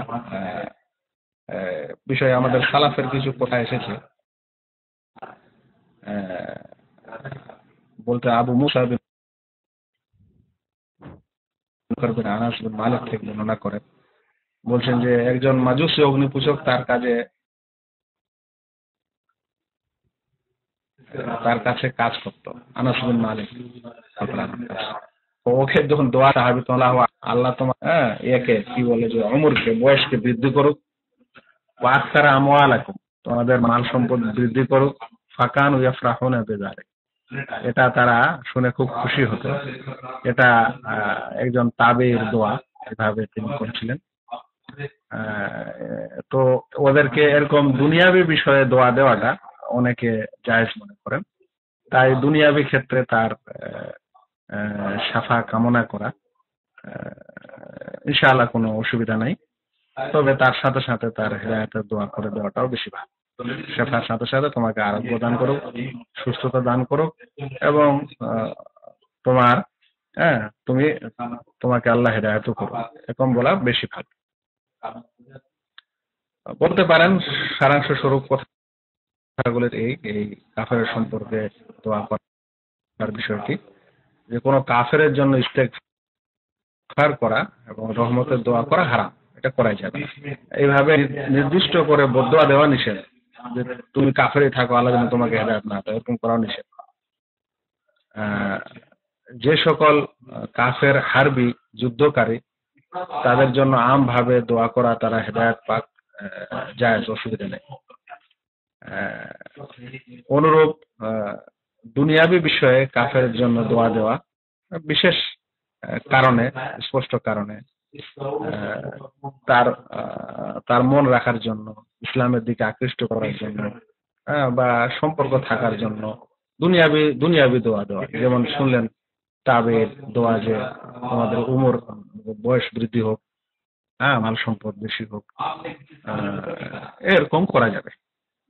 তাই তার সুস্থতার জন্য এরকম বলা যে আল্লাহ তোমাকে সুস্থতা দান করুক, তোমাকে হেদায়েত করুক, এরকম বলা ইনশাআল্লাহ উচিত এবং জায়েজ।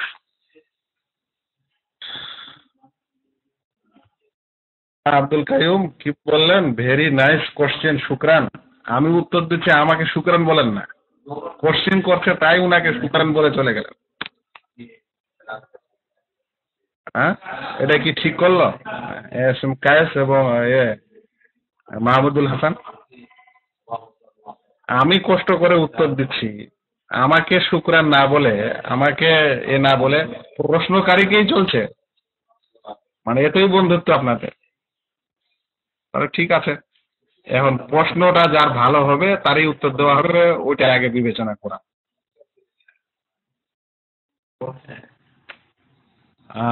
দিলাম মাইক ছেড়ে,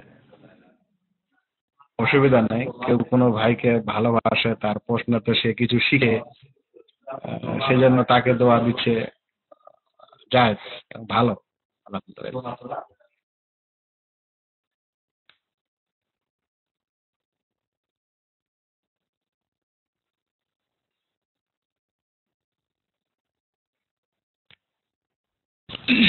আসসালামু আলাইকুম ওয়া রাহমাতুল্লাহি ওয়া বারাকাতুহু। সম্মানিত শায়েখ, আমার কোশ্চেনটা হচ্ছে আজকের আপনার আলোচনার ভিতরে থেকে যে শিয়ারা কিন্তু আপনার 5 ওয়াক্ত নামাজ 3 বারে পড়েন, ফজর, জোহর, আসর, মাগরিব, এশা, 3 সময় নামাজ পড়েন। আর আজানও কিন্তু আমাদের সময় থেকে 15 মিনিট পরে দেন। সেটা কেন? আর আমার সাথে অফিসে অনেক শিয়া আছেন, তো তারা সবসময় আমাকে বলেন যে তারা এই হকপন্থী, আমি যে 5 ওয়াক্ত নামাজ পড়ি, তারা এটাই বলে যে হাসরুদ্দিন দেখবা যে কারা নাজাত পায়। এই আর কি সেই কোশ্চেনটা আমার। জি, আসসালামু আলাইকুম।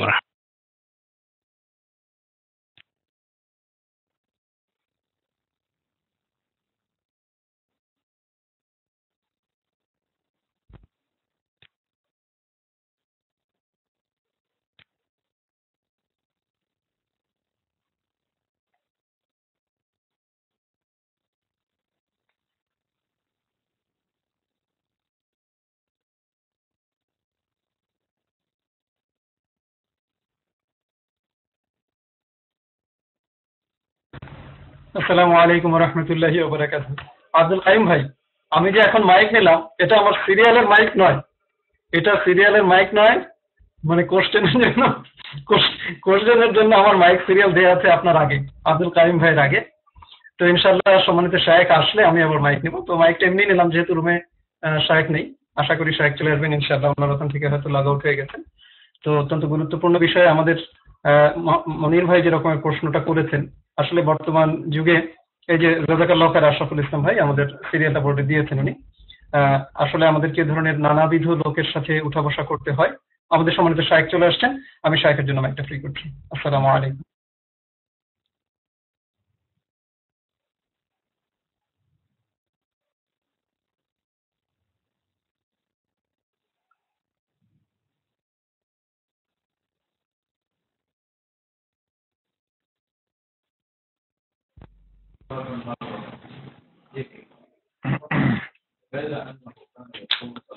এক ভাই বলেছিলেন যে তারা 5 ওয়াক্তের নামাজ 3 বারে পড়ে, এটা তাদের শিয়া মাযহাবের ফতোয়া অনুযায়ী জায়েজ। ফরজ নামাজকে জমা করে পড়া, এমনকি 1 ওয়াক্তে 4 ওয়াক্ত পড়ে নেওয়া, 1 ওয়াক্তে 2 ওয়াক্ত পড়ে নেওয়া, এটা তাদের শিয়া মাযহাবের ফতোয়া। সেই কারণে তারা এটা করে থাকে। কিন্তু আমাদের আহলুস সুন্নাহ ওয়াল জামাতের জামা নামাজ হবে না যতক্ষণে মুসাফির না হয়, বা বৃষ্টি না হয়, বা হজের সময় ইত্যাদি সময় না হয়। তো ওইটা তাদের মাযহাবে আছে বলে এরকম করে। বাকি থাকলে যে কিয়ামতের দিনে কে নাজাত পাবে, তো এই ধমকে কি আমরা মানে শিয়া হয়ে যাব? এই আশা যেন ওরা না করে, কারণ প্রত্যেক মানুষই চায় যে আমি নাজাত পাই, কিন্তু নাজাত পাওয়াটা তো আশা আকাঙ্ক্ষার মাধ্যমে হবে না, আমল ও সঠিক আকীদা ও আমলের উপর নির্ভর করবে। তো ওরা হয়তো নিজেকে সঠিক মনে করছে বা ওদেরকে পার করিয়ে দিবে ওদের ইমামেরা এটা মনে করছে, কিন্তু ভাই কিয়ামতের দিনে আমল কিয়ামতের দিনে পার হবে সে ব্যক্তি যার আকীদা ও আমল শুদ্ধ থাকবে, ওইটাই থাকবে যেটা রাসূল করিম সাল্লাল্লাহু আলাইহি সাল্লামের ছিল, তার সাহাবাবর্গ যে নীতির উপর ছিল। আর যখন সেটা থাকবে না, তখন চোখ বন্ধ করে বিশ্বাস করবেন যে ওই বেটা ভুলে আসে, চোখ বন্ধ করে, কোন রকম সংশয় অন্তরে থাকবে না যে আমাদের রাসূল সাল্লাল্লাহু আলাইহি সাল্লাম এটা বলেছেন, কিতাবুল্লাহ কোরআনে এরকম রয়েছে, তারপরেও এক দল এর বিপরীত করছে, তাহলে চোখ বন্ধ করে ভাববেন ওটা ভ্রষ্ট, ওটা গুমরাহি, এবং ওটা আপনি পরিত্যাগ করবেন।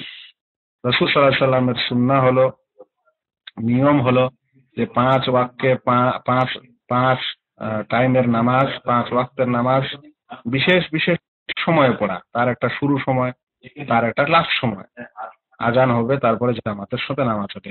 এখন কেউ এটাকে এক ওয়াক্তে 3 ওয়াক্ত পড়ে নিবে, 4 ওয়াক্ত পড়ে নিবে, এরকম করা, চোখ বন্ধ করে ভাববেন এটা ভুল, যতক্ষণে কারণ না আসে নামাজ জমা করা। যেমন সফর, যেমন বললাম বৃষ্টি, ঝড়ো বৃষ্টি হচ্ছে, মসজিদে যাওয়া অসুবিধা, আল্লাহ রাসূল অনুমতি দিয়েছেন, তাহলে ঠিক আছে, নচেত না। তো সেই জন্য দাবি করাটা আলাদা জিনিস। আপনি যদি বুঝাতে পারেন তো বুঝাবেন, না বুঝাতে পারলে বলবেন ইনশাআল্লাহ। আল্লাহ কাছে আমি নাজাতের আশা করি।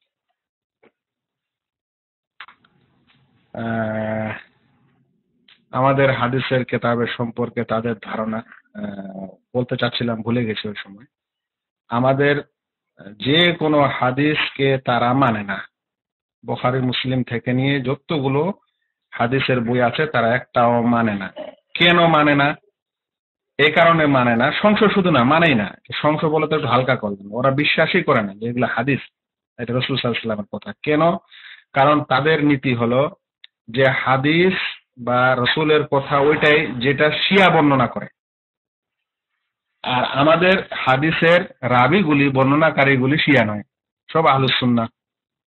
ইমাম বুখারী যেটা সনদ দেখবেন, সনদে কোনো শিয়া রাবি আসবে না। তো বলছে যতক্ষণে শিয়া না থাকবে অতক্ষণে গ্রহণীয় নয়, মানে আহলুস সুন্নাতকে ওরা মিথ্যুক মনে করে বা অগ্রহণীয় মনে করে, সেজন্য তারা এই সকল হাদিসকে মানে না। তো এখন যারা এরকম করে, ওদের সঙ্গে বন্ধুত্ব করা আর ওদের ভালোবাসা, ওদের কথা শোনা, রেডিও তেহরান আর অমুক তার তমুক এগুলো যে দেশে করে, এদেরকে কি করে বুঝাতে?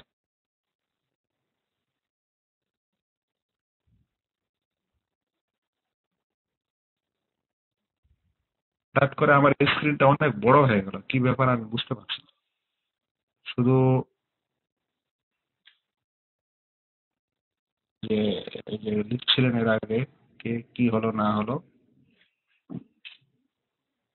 এত বড় হয়ে গেছে যে এই যেখানে সাউন্ড সিস্টেমটা আছে সেই ঘরটা দেখাচ্ছে আর আপনাদের নাম দেখাচ্ছে, বাস এতটুকুতে ভর্তি হয়ে গেছে স্ক্রিনটা। কিভাবে কাট করব বুঝতে পারছি।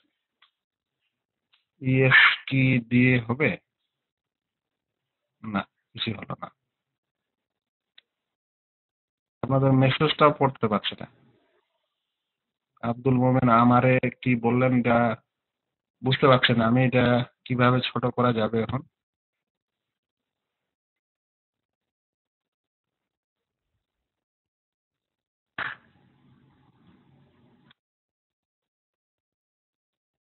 যাক, আলহামদুলিল্লাহ, আজকে আমরা দীর্ঘক্ষণ ধরে থাকতে পারলাম ইন্টারনেটে এবং আপনারা আলোচনা শুনলেন।